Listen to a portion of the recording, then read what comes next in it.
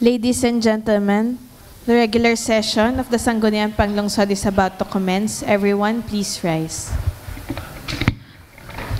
As the elected City Vice Mayor, the presiding officer, this 29th regular session is now called to order.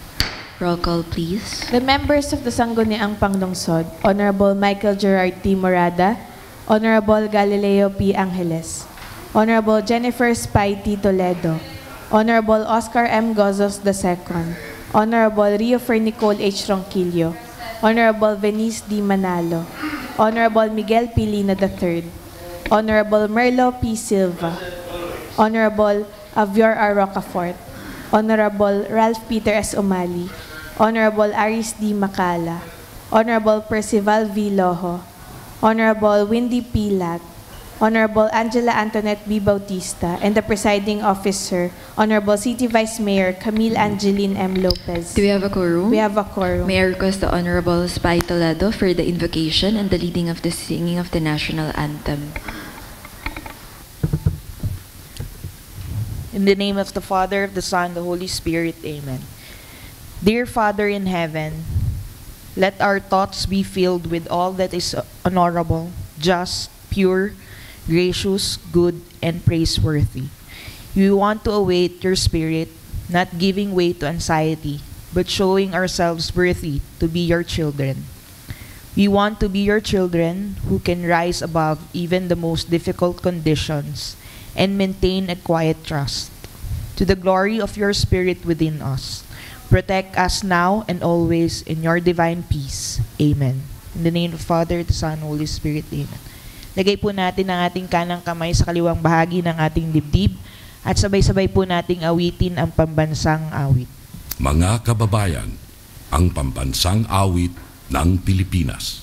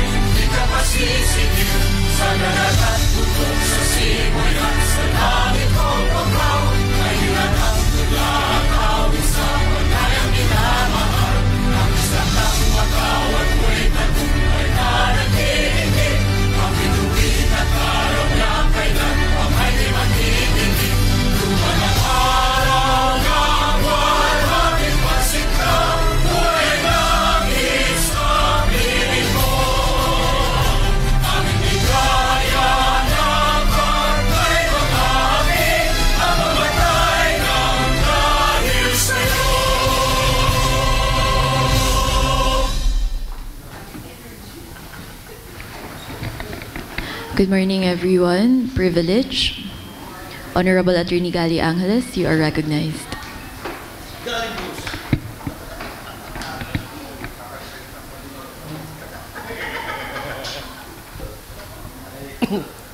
Magandang umaga po mga kasama. Ang aking pong privilege speech ay tungkol lang po doon kay Jose Merlo Silva. Ito po ay patungkol doon sa request ni Consel Merlo upang may paliwanag yung mga spaghetti wires natin. Akin lang pong ipapakita sa inyo at i-report ko na rin po kay Consel Merlo yung mga spaghetti wires kung saan sila mga makikita. At sana po ito yung maging bahagi ng mga files o ng mga dokumento na pag-aaralan ni Consel Merlo po. Paki-play po. Report ko lang sa iyo ito.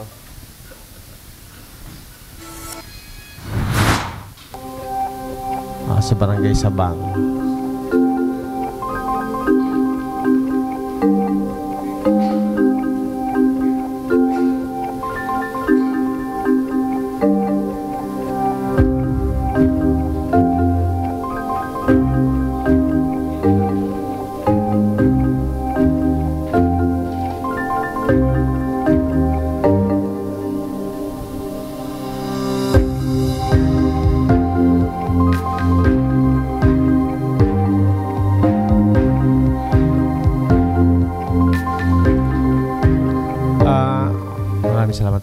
So sana po, alam ko po ito ay naging bahagi na rin po ng privilege speech dati ni Councilor Nicole Ronquillo. At saka po, sabi nga po ni Consala Spy, meron na po itong ordinansa. So muli ko po ang aking nire-reiterate na sana po ay mas mataasan natin ang penalty. Kasi sa kabila po ng pagkakaroon natin ordinansa na to, parang hindi naman po masyadong nasusunod o na-implement ng masyado kasi siguro baka ang penalty is not hindi po siya sapat para matakot yung ating mga kasama ang ating mga telecom companies. So sana po ay mabigyan po ng kaukulang amendment yung ating ordinansa, mataasan po sana ang penalty at mas mapahigpit ang regulasyon ng pagpapapasok ng mga telecoms company sa ating bayan. Maraming salamat po. Sana po ito maging bahagi kong Sel Merlo na inyong records sa sa pag-aayos ng ordinansa to. Maraming salamat po. Alright, noted po. Any comments? Honorable Rocafort, you are recognized.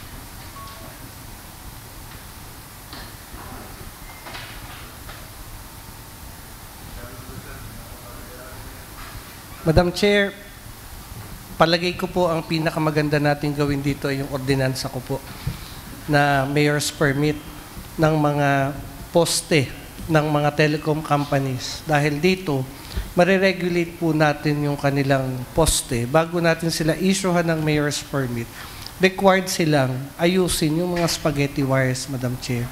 Dahil kung hindi po natin sila i-issuehan ng mayor's permit. Hindi sila makakapag-operate dito sa Lipa, Madam Chair. Not necessarily hindi magagamit yung kanilang mga poste, pero yung pong opisina nila, pero makakansela po yung pagbabayad ng ating mga kababayan sa panahon na wala po silang mayor's permit. Halimbawa, sa loob po ng isang buwan, hindi po natin sila inisyuhan ng mayor's permit, 1 month, yung lahat po ng subscribers sila, libre po dahil hindi nag-operate yung poste nag-ooperate po yung poste nang wala pong mayor's permit. Ang ibig sabihin po ba nito kung Sel Abior ay kada poste ang ating mayor's permit? Opo. And Madam Chair, yung aking pong hindi kaya masyado namang matrabaho sa kanila yung kung gano'n naman ang... Hindi po, kasi pag nag-apply po ng mayor's permit ang isang kumpanya, halimbawa po telecoms, mga telecom. Halimbawa po ay Battelec o kaya po PLDT, bibilangin, i-declare po ng PLDT ilan at gano'ng kadami yung poste nila. Tapos, ititingnan po natin sa records ng engineering kung tali yung isinabmit nila o hindi, yun po yung babayaran nila na add-ons doon sa mayor's permit na babayaran nila. Isang bayaran po kasi yun. At yearly... paano kung ilang poste niya ay merong mga spaghetti wires? Ano ang magiging... Hindi po natin siya i-issuehan ng mayor's for the entire poste? Yes, lahat Madam Chair. Sa interbilang ng poste?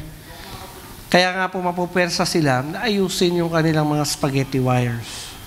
Pangalawa, Madam Chair, pwede na ho rin nating, ito po yung aking i-recommenda na isama na po sa special use permit. Yun maganda. Yun pong ina-apply ng mga poste sa engineering bago sila magtayo. Kasi sa kasalukuyan, ang engineering lang po ang nagbibigay ng permit sa mga telecoms. Ito po, pwede rin. Mga telecoms na magtatayo ng poste. Ngayon, lalagyan po natin na kailangan kada poste na itatayo nila may special use permit para ma-regulate natin. Kasi kapag ganyan, may mga spaghetti, wala na tayong magawa eh. So nakita naman natin sa tagal na ng ordinansa na binigay natin na yan, still subsisting. Ewan ko, yung pinresent natin ni Consel Nicole, parang ganun pa rin hanggang ngayon, wala pa rin. Plus yung mga aksidente na nanggagaling buhat dito sa mga dangling wires na to, na siyempre yung iba mga nasaktan din. So maraming salamat po at sana po ito'y maisama sa committee hearing ni Consel Merlo. Honorable Silva is recognized. Reaction lang, Madam Chair. Yun ang gusto kong mangyari ni Consel Abior. Tama yun, maganda. Pero yun sa real property tax na po yun. So, iba ho yung usapin tungkol dito sa dangling wire. At yun naman sinasabi, siguro pinakamaganda nito, pagka nag-conduct ako ng committee hearing, siguro wawarningan na natin. At padalwa, siguro i-inquire na natin sila na lahat ng kable na ilalagay sa mga poste ng Batilec o ng iba pang telecommunication company, dapat ho ay may coding. Dahil kasi ang nangyayari sa amin, pag kami nagkakaroon ng committee hearing, ay lagi hong nagtuturuan kung sino. At lagi hong sabi ng Batilec, ay ipatatawag. At sa awa naman ng Diyos, nagre-respond din naman sila. Kaya lang, itong binanggit ho ni Consel Gali ng mga area, siguro ho ay dapat din ho nating bigyan ng pansin. At siguro ay pag nagkaroon ng committee hearing kami, akin nung i-required na at bibigyan natin ng ultimatum hanggang kailan matatapos ang problema dyan po sa Dangling Wire. Naalaala ko ho, panahon pa ho ito ni Konsihala Concon Hernandez. Ito na ho nang ito. Gada taon, problema. Gada taon, may privilege speech po tayo dito tungkol po yan. At kung maaari nga ho, underground na ang kanilang installation para wala nang makita tayong Dangling Wire. Ay, ang problema ho, hindi pa kaya. Kaya ho, pagka ito hong Batilec at ito ay nag-iba na ang may-ari, wag ho tayo pumayag dito na hindi ho sa underground nila install. Madam Honorable Morada is recognized. Madam Chairwoman, interesado po ako dun sa sinasabi ni Consel Abior na ordinansa. Kasi sa tagal na ho nitong spaghetti wires, malakas ang loob nila na hindi sundin o i-honor yung ating ginagawa. Kasi pag pinatigil natin, mawawala ng kuryente, mawawala ng internet. So, parang tuloy-tuloy lang sila. Interesado lang ako malaman kay Consel Abior, yung naulit niya kanina, kapag may kumuha sila ng mayor's permit, ay tuloy-tuloy pa rin ang kuryente at hindi sila magbabayad. Madam Chair, pwede ko malaman kaya kay Consel Abior, paano ho kaya mangyayari yun? Honorable Rocafort is recognized. Ano yung ordinansa sa Dangling?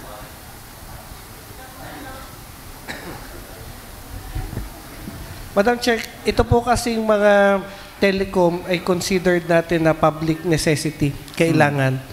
So hindi po pwedeng mahinto yung serbisyo ng mga telecoms at electric company o water company dahil necessity po sila ng tao.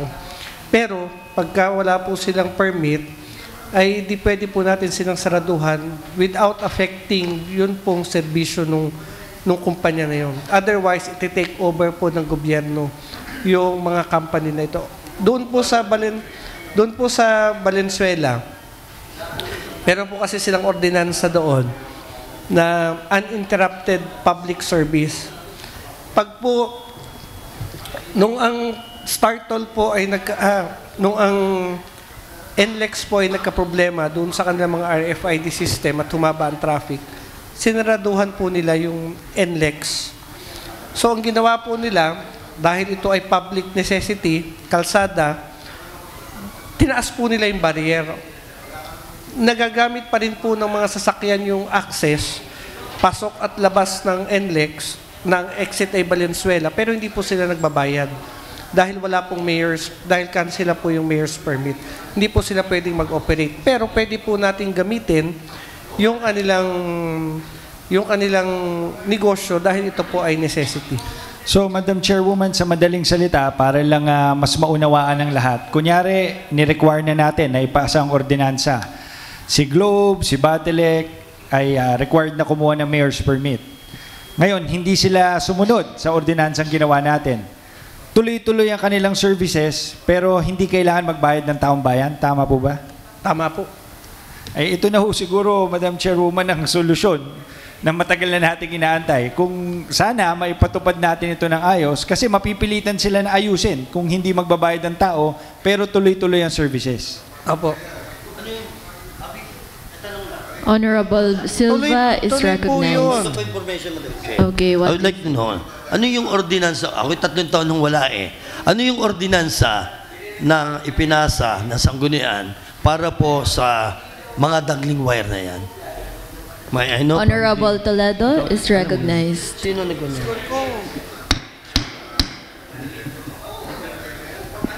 Thank you, Madam Chair. Madam Chair, as I remember the ordinance, we will give penalty sa mga companies na meron pong wires per post or per pole ng 1,000 or 1,500 po. Are you talking about the dangling wire?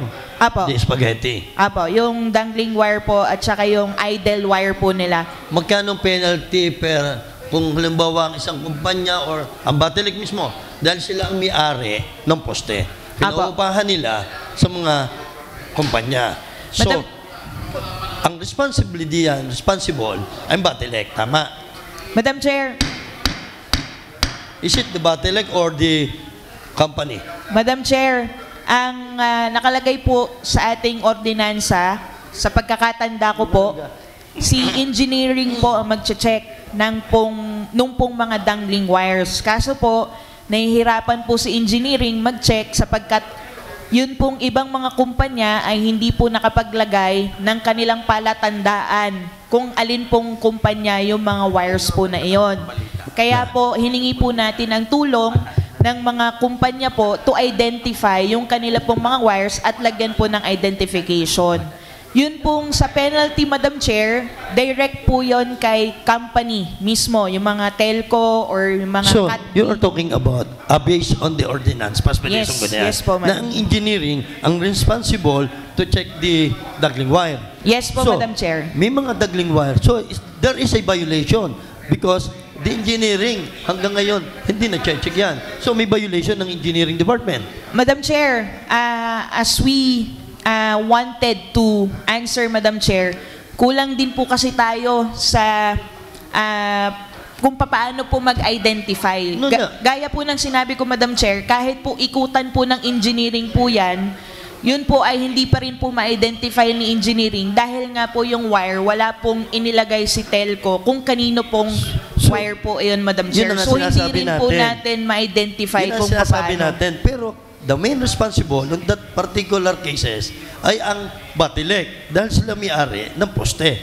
So, base sa sinasabi mong ang engineering, ang responsible para ma-check ang mga dangling wire, may paglabag sa ordinansa. Ibig sabihin, hindi iniintindi ng engineering ang task na para sa kanila based on the ordinance passed by the Sanggunian.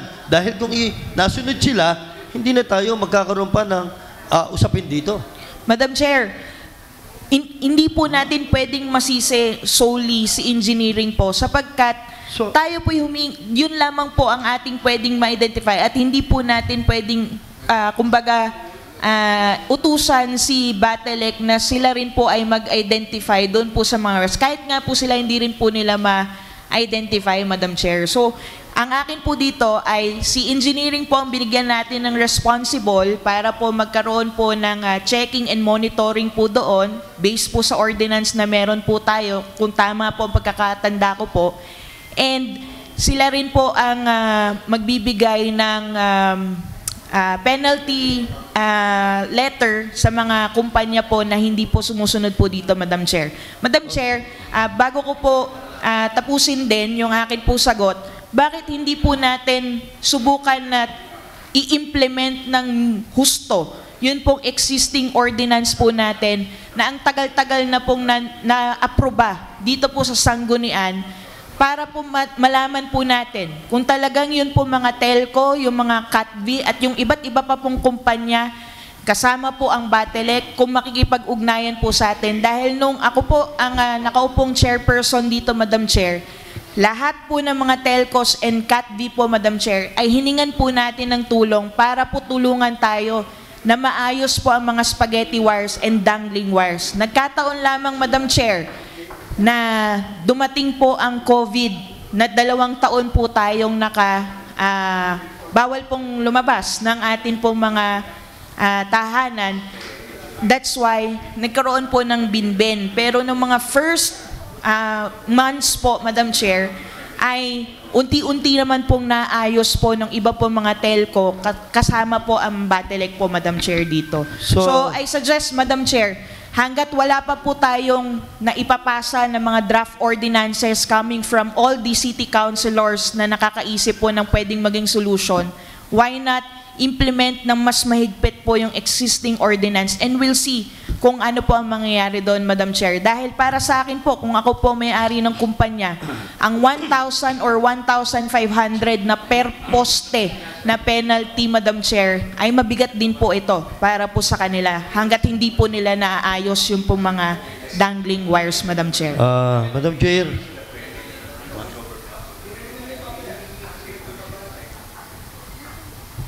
So,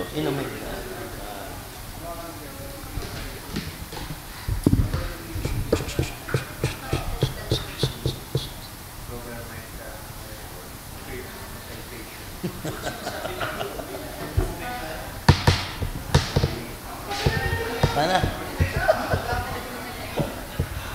Ay, ilan nagpapasigla sa buhay. Madam Chair, with regard to the idea of Honorable Spy Toledo, I have a copy of an ordinance approved by the Sangguniang way back July 13, 2009, sponsored by Honorable Maria Concepcion Hernandez and co-authored by Merlo Silva. And other ones, the General Ordinance Number 1, Series of 2020, authored by on the motion of Honorable Raul Montalto and duly seconded by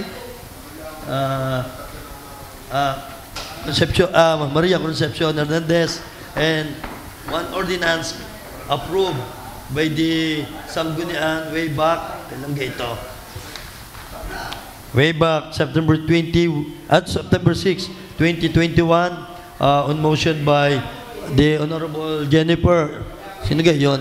Spy Toledo and Beverly Luna. Bakit Beverly?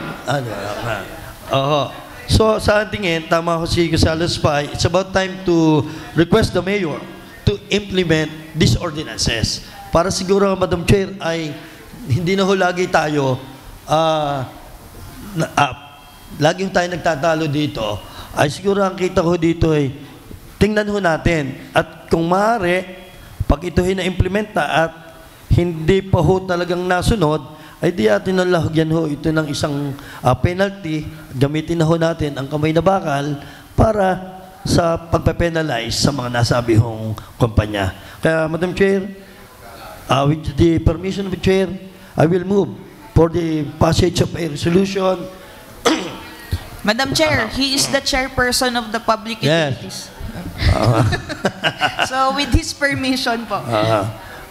Madam Chair, with regard to the request of the Honorable Spy Toledo, I really accept that we must file a resolution requesting the city mayor to implement these ordinances as I mentioned before.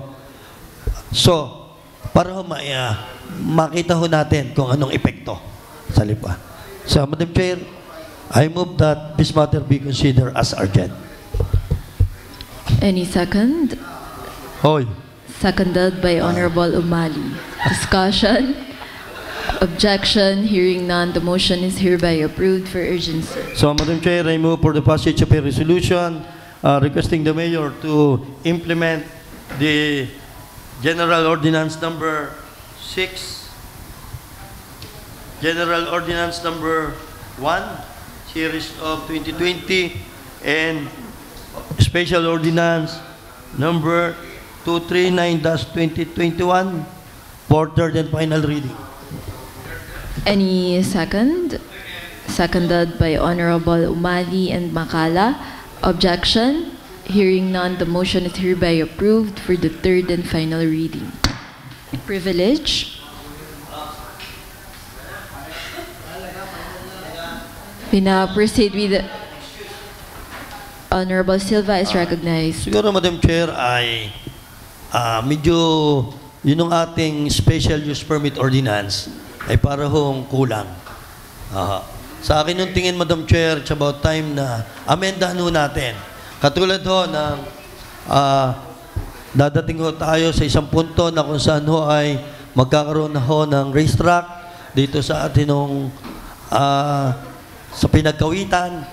ay it's about time na siguro yung mga, ang tawag na stable, ano, yung mga hulungan ng, yung kwadra, ay bigyan din ho natin na mag-require din ho tayo na special use permit.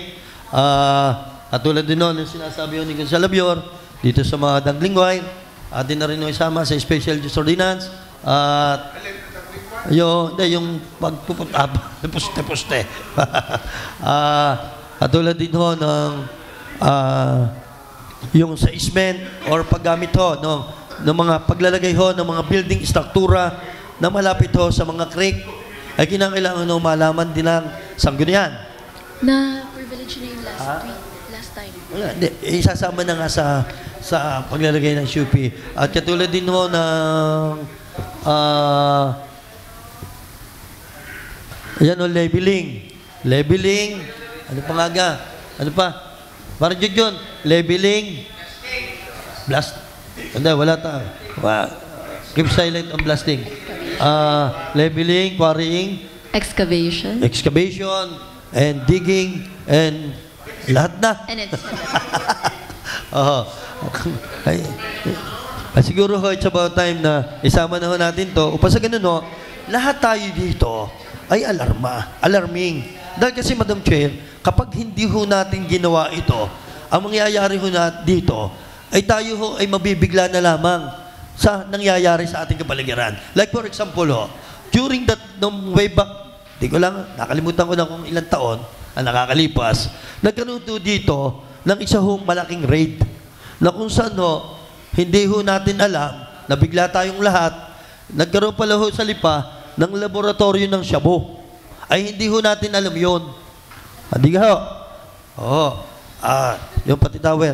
At padalwa ho, Madam Chair, katulad din ho dito sa isa sa Inusluban, nagkaroon din ho ng raid. Hindi rin ho natin ho alam yan. Yung pala ho, may bodega na ho doon. Kaya siguro, kung yan ho ay alam ng sanggunian, so mamamonitor natin kung anong klaseng negosyo ang inilalagay nila dito sa lungsod ng Lipa at nang hindi naman ho tayo nagiging lubahong nagtataka kapag nangyayari po ang mga ganyang sitwasyon. Kaya, Madam Chair, please refer to the proper committee. Ano pa? Iba yun. Okay Matter na. brought up is referred to the Committee on Land Use. Yes.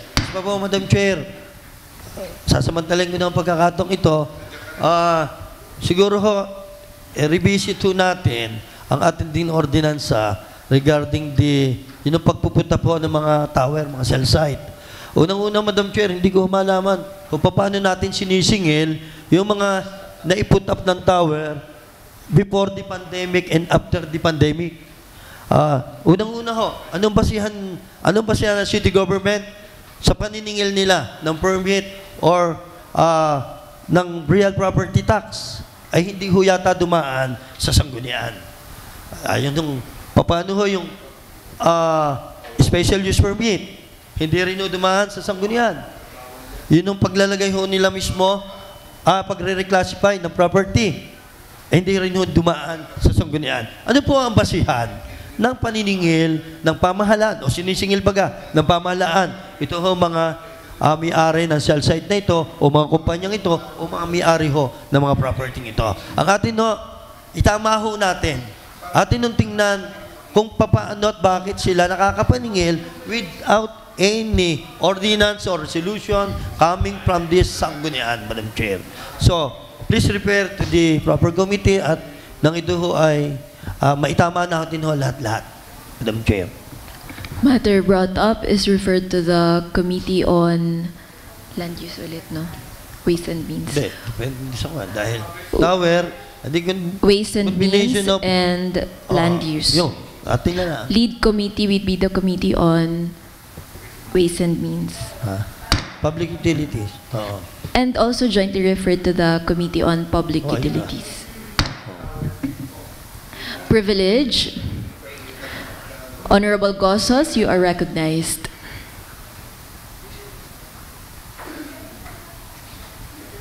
Madam Chair, nasa akin po yung mga request po galing po sa ating City Admin's Office. Please refer na lamang po sa proper committee.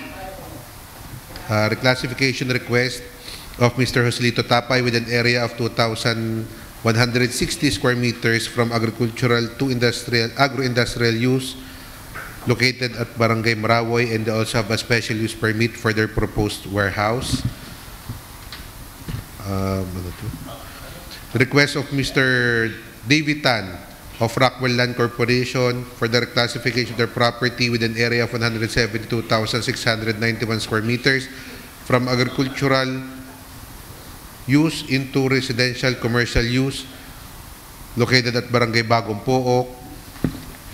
And the final subdivision plan analysis and final subdivision plan of Stonewell Molave Homes located at Barangay Tangob.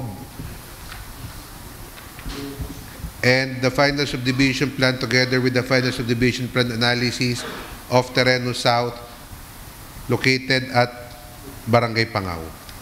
Refer to the Committee on Land Use. Thank you, Madam Chair. Thank you. Any other privilege?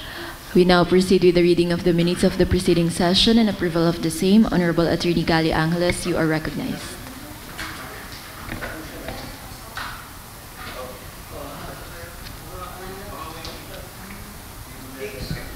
Thank you, Madam Chair. I respectfully move for the approval I respectfully move to dispense the reading of the following minutes. Number 1, minutes of the August 13, 2024 special session and the minutes of the August 19, 2024 special session. Likewise, I respectfully move for the approval of the same. Any second? Seconded by Honorable Silva, Manalo, Loho, Umali, Makala. Discussion? Objection? Hearing none, the motion is hereby approved. Thank you, Madam Chair. Business for the day. Business for the day. Number 1, letter of the Chief of Police, Police Lieutenant Colonel Rick Supremo Villarreal, pertaining to the proposed Local Anti-Criminality Action Plan on prohibition for motorcycles to be parked in secluded or isolated areas in order to prevent the possibility of carnapping, providing funds thereof, and creating the mechanism for its implementation and other purposes. Jointly referred to the Committee on Peace and Order and Appropriations. Lead committee would be the Committee on Appropriations. Number 2 to number 6, reclassification request of various owners for various properties located at various barangays in the city of Lipa. Refer to the Committee on Land Use. Number 7, letter of the City Administrator, Ronel E. Sarmiento, forwarding the request of Ms. Charnel Valencia for the issuance of special use permit for the proposed poultry located at barangays Malagonlong and Bolbok. Refer to the Committee on Land Use. Other matters? Honorable Gosas, you are recognized.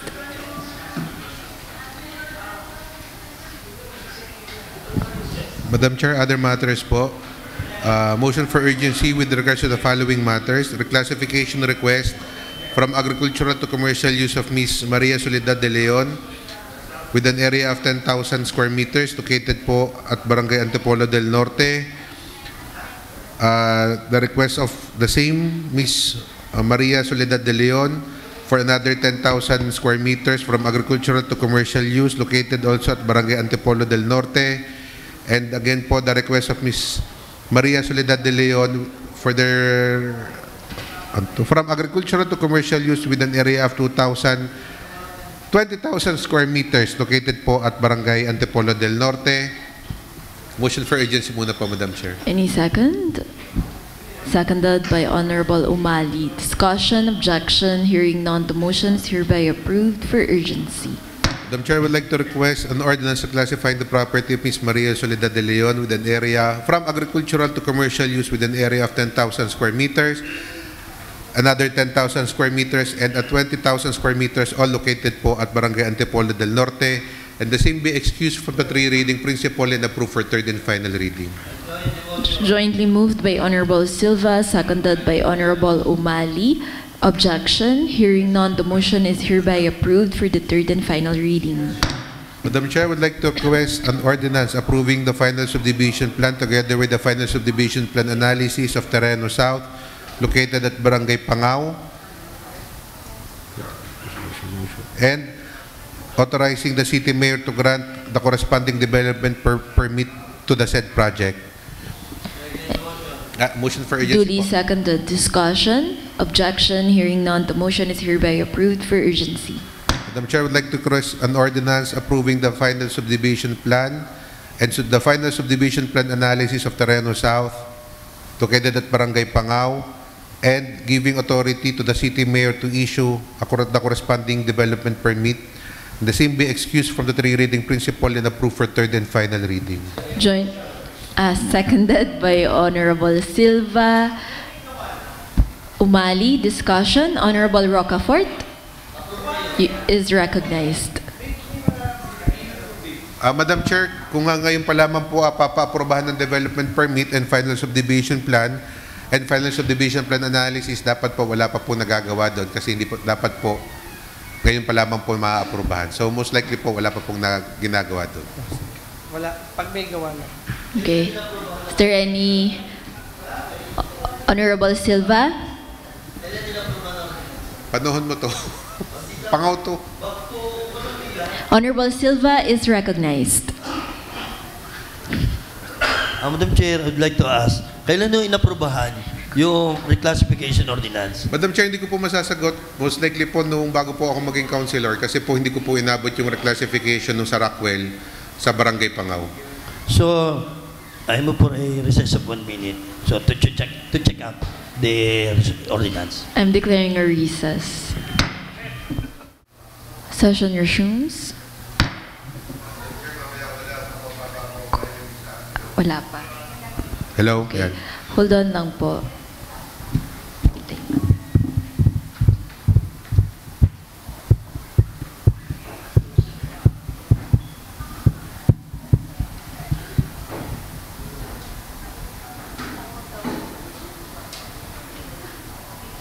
Wala pang quorum.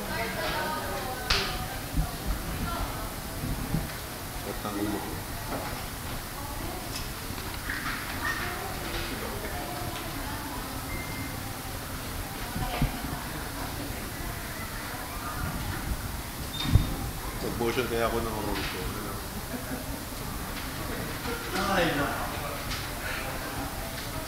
Napaprobahan ko na yung isa. 2024 na.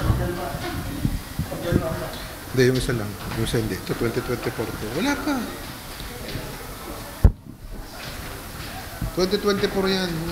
April 2024. Madam Chair? Please Pwede go na. ahead. So, Madam Chair, mamaya ko na lang po papa-aprobahan yung isang DP. Unahin ko na lang muna po yung isa. Motion for urgency po with regards to the following matters. The request of... Napa-aprobahan ko na kay Tapay, hindi pa. The request of Mr. Joselito Tapay for the reclassification of their property with an area of 2,160 square meters from agricultural to agro-industrial use. And they also have a request for special use permit for their proposed warehouse. The request of Mr. David Tan of Rockwell Land Corporation for the reclassification of their property from agricultural to residential commercial use with an area of 172,691 square meters located po at Barangay Bagong Puok. And for the approval of the final subdivision plan together with the final subdivision plan analysis of Stonewell Mulabi Homes located at Barangay Tangob, and for the resolution authorizing the city mayor to issue the corresponding development permit for the said project. Motion for urgency with regards to that matters, Madam Chair. Duly seconded. Discussion? Objection? Hearing none, the motion is hereby approved for urgency. And Madam Chair, would like to request an ordinance for reclassifying the property of Mr. Joselito Tapay from agricultural into agro-industrial use with an area of 2,160 square meters located at Barangay Marawoy, and the same be excused from the three reading principle and approved for third and final reading. Jointly moved by Honorable Silva, seconded by Honorable Rocafort, Umali, Lina. Objection. Hearing none, the motion is hereby approved for the third and final reading. Madam Chair, I would like to request a resolution granting authority to the City Mayor, Mayor Eric Africa, to issue a special use permit to Mr. Joselito Tapay for their proposed warehouse located at Barangay Marawoy, and the same be excused from the three reading principle and approved for third and final reading. Jointly moved by Honorable Silva, seconded by Honorable Umali, Rocafort, Loho. Objection. Hearing none, the motion is hereby approved for the third and final reading. Madam Chair, I would like to request an ordinance classifying the property of Mr. David Tan of Rockwell Land Corporation with an area of 172,691 square meters located at Barangay Bagong Puok from agricultural to residential commercial use, and the same be excused from the three reading principle and approved for third and final reading. Jointly moved by Honorable Silva, seconded by Honorable Makala, Umali. Objection. Hearing none, the motion is hereby approved for the third and final reading. Madam Chair, I would like to request an ordinance approving the final subdivision plan together with the final subdivision plan analysis of Stonewell Molavi Homes located at Barangay Tangob, and the same be excused from the three reading principle and approved for third and final reading. Jointly moved by Honorable Silva, seconded by Honorable Umali and Makala. Objection. Hearing none, the motion is hereby approved for the third and final reading. Lastly po, Madam Chair, I would like to request a resolution granting authority to the City Mayor, Mayor Eric Africa, to issue the corresponding development permit for the said project of Stonewell Molavi Homes located at Barangay Tangob, and the same be excused from the three reading principle and approved for third and final reading. Jointly moved by Honorable Silva, seconded by Honorable Makala and Umali. Objection. Hearing none, the motion is hereby approved for the third and final reading. Recess for Okay, I'm so many declaring minutes. Honorable Rocafort, you are recognized.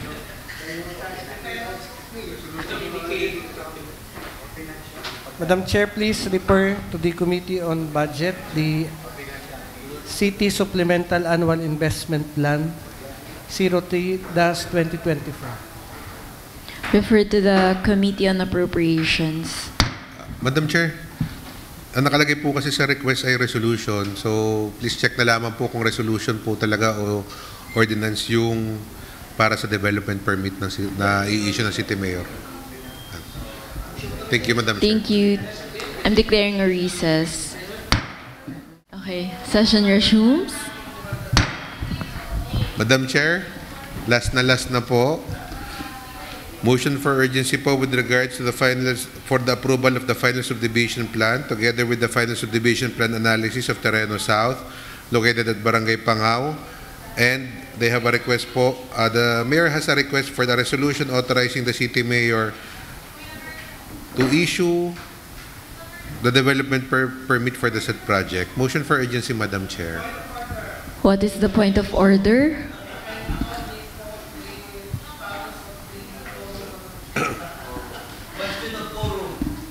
Attorney Violet.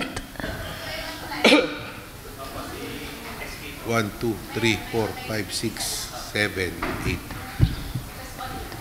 We have a quorum, Madam Chair. There's There is six a of us, quorum. 6 councilors here and 1 online, and including you po, Madam Chair, so we have a quorum.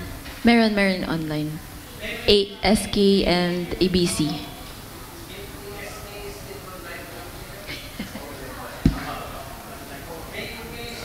SKAA, can you please speak? is recognized. At napatawag nga ako sa mga. Kaya natagal lalo eh.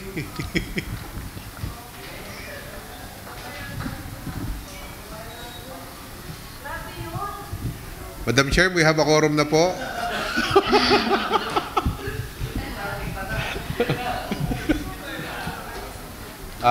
Sino pa po nandiyan sa loob? Aris Makala, Mikey Morada, please come outside so that we can continue our session.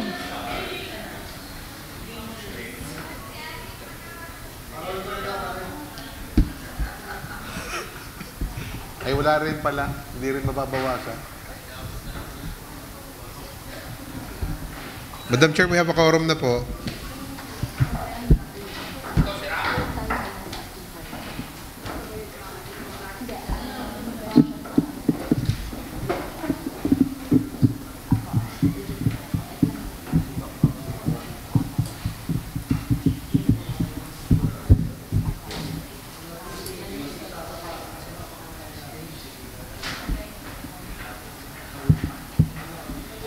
Madam Chair, we Uh, have a quorum na po. Yes, we have a quorum na. Honorable Gosas, please go ahead. Motion for urgency, Madam Chair. Actually, may seconded na siya kanina. Is there any objection po? Hearing none, the motion is hereby approved for urgency. Madam Chair, I would like to request an ordinance approving the final subdivision plan together with the final subdivision plan analysis of Terreno South, located at Barangay Pangao, and the same be excused from the three reading principle and approved for third and final reading. Seconded by Honorable Silva Umali. Objection. Hearing none, the motion is hereby approved for the third and final reading. Lastly po, Madam Chair, I would like to request a resolution or an ordinance authorizing the City Mayor, Eric Africa, to issue a development permit for the said project of Terreno South, located at Barangay Pangao, and the same be excused from the three reading principle and approved for third and final reading. Seconded by Honorable Silva Umali Makala. Objection. Hearing none, the motion is hereby approved for the third and final reading. Thank you, Madam Chair. Thank you. Honorable Rocafort, you are recognized. Wait, Honorable Rocafort is recognized. Okay, pang finale ka. Okay. Madam Chair, Honorable Silva is resolution recognized. coming from Barangay Kayumanggi na resolution bilang 089 Seria 2024 from the Sangguniang Barangay Kayumanggi, isang kapasyahan na nag-iendorso at sumusuporta sa kahilingan ni Erickson Maulion na mabayaran ang kanyang lupa na ginawang kalsada sa Barangay Kayumanggi. Madam Chair, parang siguro ang porma ho ng resolution ito ay humihingi po ng suporta sa Sanggunian na yung property ni Mr. Erickson Maulion ay mabayaran ho ng siguro ng city government. Please refer to the proper committee. Matter brought up is referred to the Committee on Barangay Affairs.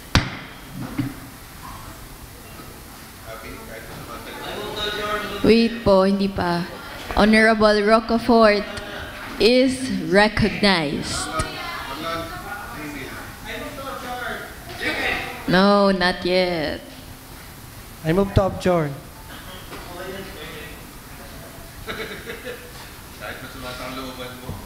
I move to adjourn. Adjourn.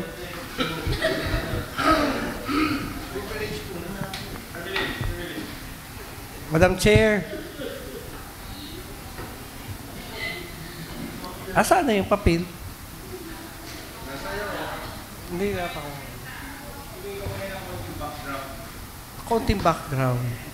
Madam Chair, ang request lang po natin sa Finance Committee is to accord institutional courtesy to the Sangguniang Panglungsod. Pagdating po sa mga request nila, alam naman po nila sa sarili nila kung ano ang mga priority at hindi.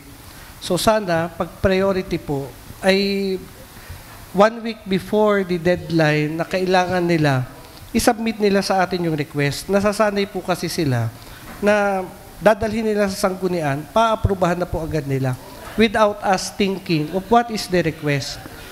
Hindi naman po robot ang sangguniang panglungsod na pag ibinigay sa atin ng papel, lalo na pagka pera ang pinag-uusapan, approve na po agad tayo ng approve. So, sumusunod po naman tayo sa mga polisiya ng members ng Finance Committee pag ang papel po ng sangguniang panglungsod ay dumadaan sa kanila. So sana, sumunod din po sila sa proseso ng sanggunian, panlunsod, kapag may mga request sila na dinadala sa atin. Madam Chair, I move first that the matter that I brought referred to the Committee on Appropriation. Matter brought up is referred to the committee. Matter brought up is referred to the Committee on Appropriations. Oh, sino sa inyo ang magkakastigo sa mga yun? Madam Chair, I move that we consider as urgent for the last time the request of the Finance Committee that was forwarded to us by the Office of the City Mayor, the Supplemental Annual Investment Plan of regarding the resolution number 2024-04 with regards to the